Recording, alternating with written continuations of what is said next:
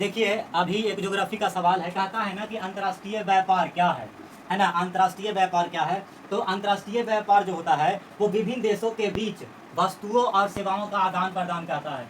याद रखिएगा, जो अंतर्राष्ट्रीय व्यापार होता है वो क्या करता है? वस्तुओं और जो सेवाएं होती हैं उसको आदान प्रदान करता है, और साथ में जिसको हम लोग क्या बोलते हैं, आयात और फिर निर्यात के रूप में भी हम जानते हैं। ठीक है, आयात और निर्यात दोनों के रूप में भी हम इसे जानते हैं। ठीक है, अब क्या होता है, यह जो देशों के बीच में आर्थिक जुड़ाव को बढ़ावा देता है। अंतर्राष्ट्रीय व्यापार जो होता है ये देश को मतलब बढ़ावा देता है। क्या से? तो आर्थिक जुड़ाव को बढ़ावा देता है ना, जिससे वैश्विक अर्थव्यवस्था का विकास हो सके। यही अंतर्राष्ट्रीय व्यवस्था करता है। ठीक है, अब बताता है कि जो अंतर्राष्ट्रीय व्यापार होता है, अंतर्राष्ट्रीय व्यापार के मुख्य पहलू एक आयात और एक निर्यात। समझ गए? एक आयात और एक निर्यात। हम यहाँ भी बताएं कि आयात और निर्यात के रूप में जाना जाता है, और यहाँ भी बोले आयात और यहाँ पास लिखा है निर्यात। तो देखिए, किसी वस्तु या सेवा को अपने देश में दूसरे देश से खरीदना। समझ के याद रखिएगा एक बात कि किसी वस्तु या सेवा को अपने देश में दूसरे देश से खरीदना वो आयात कहलाता है। ठीक है, किसी वस्तु या सेवा को अपने देश में दूसरे देश से खरीदना क्या कहलाता है? आयात कहलाता है।